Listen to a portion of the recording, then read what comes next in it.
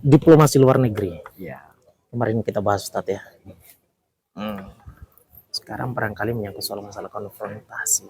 Ya, diplomasi konfrontasi. Diplomasi konfrontasi.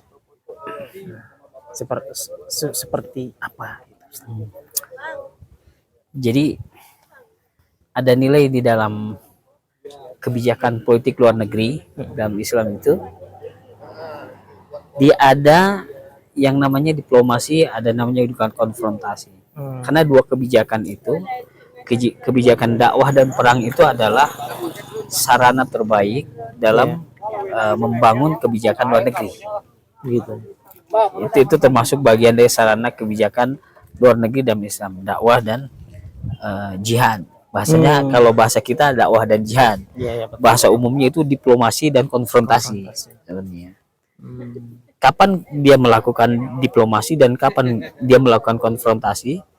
Justru seorang pemimpin, seorang kepala negara, ketika mampu menyeimbangkan dua nilai ini, nilai diplomasi dan konfrontasi, itu kepemimpinan yang bagus. Itu yang sudah dilakukan oleh Rasulullah SAW. Kapan Rasulullah melakukan diplomasi dan kapan Rasulullah melakukan konfrontasi. Jadi di dalam sirah Nabi itu tidak seluruhnya kemudian Rasulullah melakukan diplomasi, tidak. Dan tidak seluruhnya juga melakukan konfrontasi. Jadi kapan melakukan diplomasi, kapan melakukan konfrontasi, itu betul-betul seimbang di dalam nilai sejarah kenabian kita itu. Dan itu menjadi ibrah besar di dalam politik Islam hari ini. Ya, kebijakan itu menjadi satu kebijakan penting dan juga dilakukan oleh generasi setelahnya. Karena kan pada dasarnya, kenapa kebijakan luar negeri itu juga menjadi satu indikator bahwa negara itu punya ideologi atau tidak. Satu, yang kedua, negara itu negara adidaya atau bukan, atau hanya negara negara satelit, negara agen. Kita Islam itu dari dulu sampai hari ini selalu menjadi negara adidaya, negara yang berideologi, bukan negara agen, bukan negara satelit, bukan negara taklid, bukan negara bebek gitu, yang membebek, bukan. Negara yang selalu berkembang, negara yang selalu menguasai dunia, menghegemoni dunia.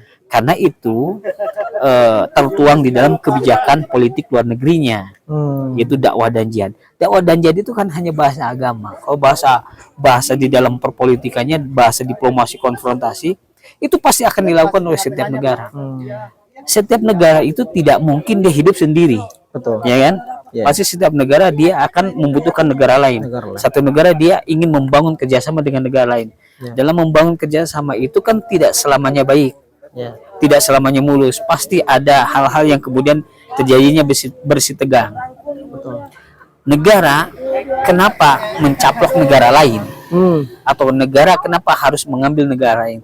Obsesinya kan dua. Kenapa harus menjajah negara lain? Kenapa harus menjajah negara lain? Obsesinya kan dua, Pak. Obsesi untuk memimpin dan obsesi yang dikarenakan dorongan materi. Obsesi memimpin ini ada dua. Obsesi memimpin dikarenakan merasa negara tersebut adalah negara superioritas yang bersifat rasial. Yang kedua, dia merasa negara tersebut adalah negara yang punya ideologi sehingga harus memimpin dunia. Contoh misalnya negara Jerman ya. Negara Jerman dia menganggap, khususnya ketika pas di Nazi, menganggap bahwa ras Arya itu adalah ras terbaik dunia. Yang berhak untuk memimpin, yang berhak untuk memimpin, yang berhak untuk menjajah, yang berhak menguasai negara lain. Makanya dengan doktrinasi seperti itu, dia merampas negara-negara lain, merasa bahwa itu superioritas. Termasuk juga Yahudi juga harus dibunuh. Termasuk Yahudi harus dibunuh. Makanya, artinya konsekuensi jika kemudian dia mau ingin memimpin. Betul. Nah, di situ ada satu obsesi memimpin dikarenakan sifatnya superioritas rasial. Nah, yang kedua, obsesi memimpin dikarenakan ideologi. Itu pernah dilakukan oleh Amerika, kan pernah dilakukan oleh Uni Soviet, ya. Karena ideologinya adalah ideologi komunis yang harus disebarkan dan harus memimpin dunia, karena ini adalah punya ideologi terbaik untuk bisa dilaksanakan oleh negara. Termasuk yang terakhir ada ideologi Islam. Ideologi Islam. ideologi Islam. Karena faktanya memang Islam ketika mulai tumbuh dengan segala nomenklatur di dalam Islam itu harus disebarkan, maka harus punya obsesi untuk memimpin dunia. Karena memang itulah kewajibannya. Sampai terakhir di Turki Utsmani pun ya harus menghegemoni di dunia, dikarenakan ideologi Islam itu menyuruh yang bagian dari kewajiban untuk menguasai dunia, untuk menguasai setiap negara dengan keadilan. Bedanya gitu, Pak. Berdiaspora, Oh, keadilan. betul. Ya, berdiaspora dengan keadilan. Ya, tidak hanya menguasai, justru karena dia ingin menguasai, karena keadilan itu harus disampaikan, keadilan itu harus diratakan di seluruh Bukan dunia. sebagaimana yang kemudian tadi disampaikan bahwa penguasaan karena ingin menguasai materi, Betul, betul. ingin menguasai, lalu kemudian ketidakadilan yang kemudian muncul di sana. Betul. Gitu. Tapi justru kemudian berdiaspora dengan keadilan-keadilan ya. Betul. Dan memang itu yang kita bisa lihat di dalam sejarah-sejarahnya. Ya. Terus tadi obsesi dikarenakan sifatnya materi. Ya. Nah, kita juga bisa lihat bagaimana Eropa ketika dia harus menghadapi negara-negara lain atau harus mengambil negara-negara lain dengan cara mengeruk, ya, melakukan imperialis dan kolonialisasi sebanyak mungkin. Katakan dengan VOC Belandanya ya, katakan dengan IIC-nya Inggris. VOC adalah satu perusahaan dagang, tetapi kemudian dilengkapi oleh armada perang, armada militer yang direstui oleh pemerintah Belanda untuk mengamankan seluruh jalur-jalur sumber daya alam yang akan dikeruk di satu tempat, khususnya Indonesia. Yang artinya memperkuat posisi mereka Betul. juga ya dari aspek keamanannya gitu. Betul. Jadi negara hadir di situ memang dia kapitalis. Negara hadir di situ di dalam perusahaan dagang tersebut karena memang ada keuntungan untuk privatisasi, keuntungan swasta dan juga keuntungan negara Belanda atau negara-negara kolonial begitu. Nah, dua sisi itulah yang kemudian setiap negara akan saling mencaplok. Barang siapa yang satu negara memiliki kebijakan luar negerinya sangat bagus, ya, sangat kuat, maka dia juga mampu mengimbangi negara-negara lain. Bahkan dia mampu menguasai negara-negara lain. Minimal di dalam politik, ya, Betul. minimal dia mampu mendikte politik global. Jadi tidak hanya dia justru menjadi tadi taklid ya, menjadi negara agen saja, negara satelit yang hanya membebek kepada negara-negara yang dia memiliki kebijakan luar negeri yang sangat kuat. Ya. Politik globalnya itu dia sangat menghegemoni di seluruh negara-negara. Nah, Islam itu tampil untuk itu. Contoh, saya katakan kapan tadi kebijakan luar negeri itu harus diambil secara tepat. Betul. Rasulullah selain dia sebagai nabi yang memang dilindungi oleh Allah lewat wahyunya, dan juga secara pribadi memang adalah seorang pemimpin yang berkarakter, pemimpin yang memiliki kecerdasan yang luar biasa. Jadi dua hal ini memang menyatu di dalam diri Rasulullah SAW. Waktu berkunjung sudah habis. Silakan kembali ke parkiran Ya, tukang tahu ya. Nah, contoh Rasulullah mau tidak mau dia harus mendirikan dulu nomenklatur negara. Negara Madinah lah yang kemudian dibuat sebagai bagian dari ideologi pertama yang harus muncul. Madinah dibuat sebagai negara Islam. Rasulullah menjadi penguasa di sana. Jadi Rasulullah menjadi penguasa di Madinah bukan sebagai penguasa Islam saja, tapi menjadi penguasa Madinah, penguasa bagi orang Muslim dan orang non Muslim, Semua umat yang semua umat. berada di Karena dalamnya. kebetulan di Madinah itu ada umat Muslim, Beragam ya. ada Yahudi, ada Nasrani, ada Arab non Muslim, campur Pak di situ. Jadi tidak hanya homogenitas di situ Muhajirin Ansor, tidak. Justru di dalamnya adalah terjadi heterogen umat, juga heterogen rasial di situ. Tapi Rasulullah menjadi penguasa di sana, jadi penguasa tunggal. Makanya Rasulullah untuk menyelesaikan negara ini, ya, dibuatlah undang-undang dasarnya dengan watikoh Madinah, atau bahasanya piagam Madinah. Piagam Madinah itulah yang kemudian mengatur seluruh aturan-aturan yang ada, termasuk juga aturan hubungan antara kaum muslimin dengan Yahudi dengan Nasrani dengan bangsa Arab dan Muslim dan sebagainya. Tapi seluruhnya jika terjadi perpecahan, terjadi perselisihan, ya, perselisihan hukum, terjadi sengketa dan sebagainya, harus dikembalikan kepada Muhammad. Ini Madinah. Jadi Madinah secara geopolitik itu sudah milik umat Muslim. Tapi misalnya ya, dalam hal ini adalah tentang Madinah yang dipimpin oleh Nabi Muhammad SAW. Di sana itu kan beragam, ya Ustaz. Artinya jika memang cuma sebatas pada kaum muslimin, maka kaum muslimin itu memang wajib untuk menaati Rasulullah. Tapi dalam konteks untuk menyatukan masyarakat yang beragam ini, apakah Nabi Allah ini harus membangun diplomasi lagi? Ya. Hubungan kerja bersama dengan para jelas, dalam konteks betul. ini antara agama ini. Betul. Jadi mereka yang tergabung di dalam satu wilayah dengan Madinah, mereka bersepakat bahwa Rasulullah adalah menjadi penguasa Madinah, itu mereka sepakat. Ya. Tapi untuk menjalin hubungan dan mengikat hubungan itu, dibuatlah tadi piagam Madinah itu sebagai bagian dari peraturan perundang-undangan yang dijunjung tinggi oleh seluruh pihak. Termasuk Yahudi. Ya. Karena Yahudi itu pada dasarnya mereka yakin itu adalah nabi. Ya. Pada dasarnya yakin. Secara sadar, ya. Secara sadar mereka sebenarnya yakin. Di sisi lain dia juga sebagai penguasa karena memiliki tadi geopolitik yang kuat di Madinah. Nah, di sana setelah mengatur hubungan antar umat beragama, ya, yang terjadi secara heterogen di tengah-tengah Madinah, otomatis Rasulullah tidak boleh berdiam diri di situ. Karena Madinah itu bisa hancur, Pak, kalau hanya sebatas itu. Maka Madinah harus mengamankan dirinya dari ancaman dari luar dan ancaman dari dalam. Ancaman dari dalam sudah diselesaikan dalam politik dalam negerinya. Nah, kita belum ngomong politik dalam negeri, ya. Ini sebenarnya ada tuh. Watikoh Madinah atau piagam Madinah itu sebenarnya adalah politik dalam negeri yang sudah selesai oleh Rasulullah. Sehingga Rasulullah harus menguatkan kembali politik luar negerinya dengan kebijakan luar negerinya. Rasulullah harus melakukan itu dengan dua, dakwah dan jihad itu. Tetapi kemudian kita rinci kapan Rasulullah melakukan diplomasi dan kapan Rasulullah melakukan konfrontasi. Madinah ini adalah rentan sekali dapat ancaman dari luar. Begitu, ya? Iya, sangat rentan sekali.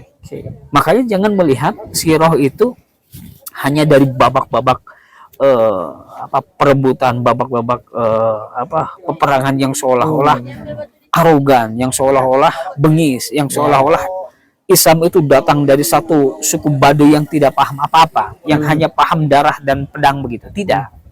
Justru untuk mengamankan Madinah, Rasulullah harus memiliki konsep kebijakan luar negeri yang ciamik bahasa kita, yang harus keren, ya, yang bagus, yang kalau salah melangkah Madinah bisa hancur. Makanya Rasulullah melihat banyak ancaman dari luar yang kapan suatu waktu Madinah bisa rusak, Madinah bisa ditaklukkan. Makanya yang pertama Rasulullah lakukan, dia memandang secara helikopter view dulu, global view dulu, bahwa yang sangat mengancam Madinah itu adalah datang dari Mekah. Ya, seteru awalnya. Ini ancaman awal ini. Dan yang paling mendasar ancaman Madinah adalah Mekah. Nah, sedangkan Mekah ini secara geomiliter dan geopolitik sangat kuat, Pak. Mekah ini adalah satu wilayah yang manusianya atau kabilahnya itu sangat kuat, dan mereka sudah melakukan kebijakan luar negeri, sudah adidaya mereka, sudah adidaya sebenarnya, ya. Dan mereka adalah satu wilayah, satu kabilah yang tidak mau dijajah orang, sehingga harus menguatkan pembangunan ekonominya. Kekuatan ekonominya dia lakukan dengan cara berdagang. Berdagangnya dia itu sampai jauh, sampai Syam ke utara dan Yaman ke selatan. Sejauh itu mereka melakukan dikarenakan eksistensi kekuatan ekonomi itu akan mempengaruhi kekuatan militer dan kekuatan pembangunan yang ada di Mekah. Makanya yang dilakukan oleh Mekah itu, ya khususnya Quraisy yang dimaksud adalah menjalin aliansi sepanjang jalur perdagangan sampai ke Syam. Itu dari Mekah ke Syam itu akan melewati Madinah, Pak. Oh, oke. Jalur itu sudah diamankan oleh Mekah. Artinya secara geomiliter dan geopolitik, Mekah itu mempunyai peran besar di situ. Semua orang takluk di sana. Sepanjang jalur perdagangan sampai Syam itu sudah selesai di Quraisy. Nah, Rasulullah melihat bahwa ini ancaman. Ya, maka kebijakan luar negerinya harus pas. Rasulullah sebelum mengamankan jalur ini, yang terdekat dengan Madinah, seluruh suku yang terdekat dengan Madinah yang tidak tergabung di dalam aturan Wathiqah Madinah, Piagam Madinah, diatur dengan diplomasi. Dari situlah kemudian Rasulullah melakukan diplomasi lagi. Ini salah satu kebijakan, Ngajak bergabung ya. ngajak bergabung atau ngajak untuk tidak saling berperang, Ya. saling berdamai dalam sekian tahun. Dibuat dalam surat perjanjian, ya letter of MOU-nya. Ya, bikinlah MOU Rasulullah yang terdekat dengan Madinah, termasuk dengan suku-suku Yahudi, ya seperti misalnya Bani Quraidah, ya kemudian Bani Qainuqa, ya Bani Mustalik dan sebagainya, itu Rasulullah amankan. Dan juga suku-suku Arab yang lain diamankan, dilakukan damai bilateral. Jadi kalau mereka melakukan bilateral bukan hanya dalam ekonomi tetapi dalam sisi politik, mereka membuat stabilitas keamanan. Ya. Rasulullah membuat satu aturan, andaikan kalian diserang oleh orang, oleh kabilah, oleh wilayah lain yang tidak bersekutu dengan kami dan maka kami akan bersama dengan Anda, ya, gitu ya. Sebagaimana juga Anda, jika kami diserang dari satu kabilah atau wilayah yang tidak ada aliansi dengan Anda, maka Anda wajib membantu kami. Itu dibuat. Luar biasa ini Rasulullah. Jadi Rasulullah mengamankan pondasi-pondasi di dekat dengan Madinah. Luar biasa loh. Karena ujungnya nanti akan ada konfrontasi besar. Gitu. Ya. Ini Ujungnya pakar tata negara. Pak Arjo ini. Luar biasa. Dan bila akhirnya semuanya menjadi melebur gitu ya. Betul. Rasulullah itu sudah pakarnya dunia akhirat. Bagaimana dengan kelompok dari suku Yahudi yang kemudian dari kelompok Yahudi ini yang dari awal membelot secara ya, memang itu sudah. Ujungnya di dalam urusannya ada pembelotan kan, pengkhianatan. Nah, itu nanti ada pembicaraan khusus. Akhirnya Rasulullah melakukan konfrontasi kan. Nah, ketika Rasulullah sudah membuat pondasi di sekitar Madinah, terjadi aliansi, MOU dan sebagainya, baru kemudian Rasulullah ingin mencaplok geopolitik yang sudah dibangun beratus-ratus tahun, berpuluh-puluh tahun oleh bangsa Mekah sampai ke Syam. Maka jalur-jalur perdagangan, jalur-jalur ekonomi yang menjadi jantung kehidupan Mekah diganggu oleh Rasulullah. Diganggu dengan politik. Pertama adalah konfrontasi, yang kedua dengan diplomasi. Dengan dua itu. Ini yang didahulukan nih. Yang pertama dia mendahulukan konfrontasi. Perang dulu. Iya. Untuk jalur ekonomi. Jadi ini Mekah, ini jalur ekonominya sampai Syam. Di tengah ini diganggu oleh Rasulullah untuk jalur ekonomi yang menjadi jantung kehidupan Mekah kan. Dia lakukan dengan jalur konfrontasi. Karena untuk menunjukkan atau show force terhadap suku-suku yang sudah beraliansi dengan Mekah, tidak bisa dengan damai, Pak, karena mereka sudah beraliansi. Jadi Rasulullah tidak melakukan damai. Rasulullah dia melakukan ekspedisi militer atau syariah. Yang pertama Rasulullah lakukan dari 8 syariah itu, 8 ekspedisi militer itu, yang pertama kalau tidak itu Ghazwatul Abwa, ya, perang Abwa di daerah Abwa. Itu Rasulullah melihat ada satu kafilah dagang Mekah yang ingin ke Syam. Kemudian dicegat oleh Rasulullah, akan tetapi tidak ketemu. Qadarullah tidak ketemu. Ya, ekspedisi militer ini tidak ketemu. Jadi lolos nih dia. Lolos. Tapi bukan berarti lolos berarti tidak untung. Justru untung. Ketika lolos dari penyergapan ekspedisi militer Islam, Rasulullah melakukan yang kedua, diplomasi terhadap apa? Terhadap suku-suku yang ada di situ, kabilah besar, yaitu kabilah Damrah namanya, kabilah yang sudah puluhan tahun melakukan politik damai dengan Mekah, sehingga kafilah siapapun yang lewat sana, jika itu dari Quraisy, maka suku Damrah lah yang menjadi pasang badan untuk keamanan mereka. Nah, Rasulullah mengganggu itu. Rasulullah melakukan damai dengan suku Damrah, ya, bahwa kami, ya, kekuatan Islam yang datang dari Madinah ingin melakukan aliansi damai. Dan mereka menerima aliansi damai dengan Rasulullah. Rasulullah mengamankan di situ. Sudah menurunkan jalur militer dan menurunkan jalur diplomasi, sehingga secara fakta, ya, fakta politik, kekuatan politik di jalur itu Islam yang menguasai. Artinya seolah-olah Islam itu begini, ini jalur yang sampai hari ini, sampai detik ini, dan sampai di sini, ini ada Islam. Siapapun yang melewati jalur ini, dia harus kompromi dengan Islam. Dia harus melakukan perdamaian dengan Islam. Notis dulu. Itu bahasanya. Dan kami sudah siap melakukan ekspedisi militer kemanapun. Seluruh jalur selatan diubek sama Rasulullah. Ekspedisi militer diturunkan. Hampir sekitar 8 ekspedisi militer. Tapi untuk menunjukkan geopolitik di situ bahwa yang sekarang itu adalah di tangan Islam, dan itu berhasil. Seluruh akhirnya setelah itu jalur perdagangan ke Syam itu menjadi kekuatan politik kaum muslimin. Tidak ada satupun wilayah yang mau berperang dengan kaum muslimin di situ. Padahal mereka beraliansi dengan Mekah loh. Kok kenapa tidak meminta ke Mekah? Jadi mereka secara geopolitik itu sudah seolah-olah sudah menyadari bahwa ini memang sudah miliknya kaum muslimin untuk geopolitiknya.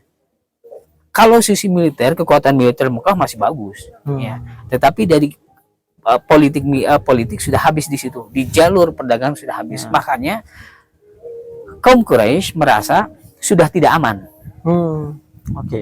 Jalur perdagangan yang ke Syam itu sudah tidak aman. Lewat manapun sudah tidak aman, sehingga kafilah dia harus dibarengi dengan pengawalan militer, dan itu kosnya jauh lebih besar lagi. Belum lagi kalau ekspedisi itu kena lagi dengan ekspedisi militer, kena lagi dengan kaum muslimin, lebih parah lagi. Jadi setiap kali kafilah itu mau lewat, dihajar, ya, dan dia itu memang harus didampingi oleh militer. Gitu ya? Akhirnya dia harus melakukan dua kali kos perjalanan sama kos untuk pengawalan militer. Harus begitu. Jadi dana besar lagi tuh. Dana besar lagi, sehingga akhirnya secara politik tidak berkutik, ya. Di jalur perdagangan yang menjadi jantung kehidupan Mekah itu sudah tidak berkutik mereka. Makanya mereka, wah, mau tidak mau ini harus konfront. Memang Rasulullah meminta konfrontasi di situ. Nah, dengan konfrontasi akan makin terlihat betul Madinah aman. Jadi Rasulullah sedang menunjukkan kepada dunia waktu itu, ya, khususnya di dunia Arab, ini satu negara Madinah. Negara yang tidak boleh dipandang remeh oleh siapapun. Negara Madinah, negara Islam, yang di sini pasukan Islam yang siap melakukan ekspedisi militer kemanapun. Gagah betul ya. Gagah betul. Yang kedua, dan Islam selama di situ ada kepentingan maslahat umum, maka Islam siap berdamai dengan siapapun. Itu di awal. Jadi konsep kebijakan politik luar negeri oleh Rasulullah, dua konsep ini sudah dijalankan dari awal. Dari awal berdirinya negara Madinah. Itu mungkin. Luar biasa. Waktu itu Mekah itu di bawah kekuasaan. Wah, di Mekah itu ada Abu Jahal, Abu Sufyan. Emang Quraisy juga ya? Quraisy semuanya, itu Quraisy. Jadi kalau di sana ada beberapa bahasanya itu sesepuh ya, kepala kabilah ya. Nah, kepala kabilahnya itu banyak, masing-masing kepala kabilah ada. Misalnya ada kabilah Taim ya, terus kabilah misalnya Hashim, kabilah Adi ya, dan sebagainya. Itu kabilahnya banyak, tapi semuanya disebutnya suku Quraisy. Setiap kabilah memiliki pemimpin kabilah. Oh gitu ya. Ya, setiap kabilah memiliki pemimpin kabilah. Nah, pemimpin kabilah inilah yang menjadi tokoh-tokoh di suku Quraisy. Oke. Jadi tidak ada satu penguasa tunggal, ya, Oke. penguasa oke. tunggal yang menguasai Quraisy. Waktu itu Rasulullah sudah diiming-imingi begitu agar tidak boleh berdakwah Islam. Sampai Rasulullah itu disidang. Berarti salah satu yang menjadi penyebab di mana Rasulullah itu dimusuhi itu karena mungkin ini adalah faktor di mana dianggap merusak sistem tatanan apa Iya, namanya? jelas. Pasti. Tatanan yang mereka betul. punya kan. Jadi upaya Rasulullah ini kan untuk mengintegrasikan dalam satu pemimpin gitu. betul, dan mereka tidak mau. Jadi secara ideologi, ya, secara ideologi mereka tidak mau. Yang kedua, mereka khawatir kalau Rasulullah diterima, kepemimpinan hilang tadi. Pimpinan hilang betul. Makanya daripada seperti itu, biar mereka tetap jadi kepala kabilah, Ya. dan biar kepentingan ideologinya itu tidak terganggu, mendingan Rasulullah dirangkul. Ya. Dirangkul, dibawa itu sampai ke Darun Nadwa itu dibawa. Wahai Muhammad, jika yang kau inginkan hari ini menjadi orang paling mulia, kami semuanya akan memujimu, kami semuanya akan memuliakanmu, dan tidak ada satupun yang tidak akan memuliakanmu ini Muhammad. Jika kau hari ini dakwah begitu karena kau meminta kemuliaan, atau kurang, atau yang kedua, kau meminta kemuliaan kami beri, atau kau meminta wanita yang paling cantik di sini, kata dia. Itu kepala kabilah yang bilang. Jadi Kalau menawarkan semua ya. ditawarkan, kalau kau ingin memiliki wanita paling cantik di Mekah ini, akan kami berikan kepadamu. Tidak ada yang lebih cantik lagi wanita tersebut. Yang ketiga, jika kau ingin menjadi raja, jika kau ingin mendapatkan harta, artinya jadi miliarder, miliarder di sini. Kalau mau jadi miliarder, akan kami kumpulkan seluruh harta yang ada di kabilah untukmu. Gak jadi masalah. Kau paling kaya di sini, gak jadi masalah. Tapi yang penting tidak dakwah. Oke. Dan yang terakhir, kalau kau ingin jadi penguasa tunggal di sini aja, ya masa jadi penguasa tunggal. Kami tetap jadi kepala kabilah, tapi kau jadi penguasa tunggal di Mekah, silakan. Akan kami jadikan kau penguasa tunggal. Yang penting kau tidak dakwah Islam itu lagi. 4 ini ditawarkan oleh Mekah dan tidak ada satupun yang diterima oleh Rasulullah. Gimana kalau itu ditawarkan kepada Bung Hani? Kayaknya 4-4-nya diambil. Bapak tahu jawaban. Kayaknya saya juga sama. Karena ini adalah dakwah Islam yang besar. Rasulullah tahu betul resikonya. Semuanya ditolak 4-4-nya ini. Luar biasa. Siapa sih yang gak mau dengan tawaran-tawaran itu ya? Jadi Betul. proses lapangan 6 ini ditolak mentah-mentah oleh Rasulullah ya semuanya. Setelah itu Rasulullah bilang bahwa Karena masalahnya pengecualiannya adalah dakwah gitu ya. iya, penjualan dakwah yang penting Islam nggak boleh Tapi ditawarkan. Nggak boleh. jangan dakwah gitu. Yang yang penting dakwah. Sedangkan Rasulullah diutus adalah untuk dakwah melakukan itu. Nah, Iya. makanya salah satu konsep kebijakan luar negeri itu dakwah dan jihad. Jadi dakwah itu ya Ya. sesuatu yang agung, Pak. Ya. Sesuatu yang tinggi. Bahkan konsep ini tidak mau Rasulullah jual untuk 4 perkara itu. Jadi jangan mau nganggap remeh, kebijakan luar negeri kok dakwah. Dakwah ini di dalamnya banyak. Itu dakwah itu bahasa saja. Ya. Kalau kita pakai bahasa dengan hari ini, dakwah itu diganti dengan bahasa bilateral, hubungan bilateral, hubungan di sana terjadi hubungan bilateral politik, bilateral ekonomi, bilateral misalnya militer dan sebagainya. Itu dakwah namanya, sama. Jadi pada ruang-ruang apapun itu masuk dia ya. Masuk.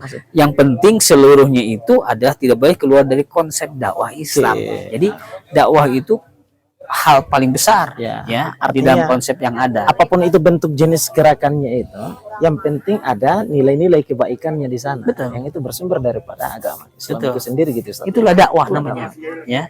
Oke. Nah, makanya Rasulullah tidak mau gadaikan dakwah itu dengan 4 perkara itu. Coba kalau kita ngomong tadi, Iya. perkara jangankan 4 perkara saya jual, Pak.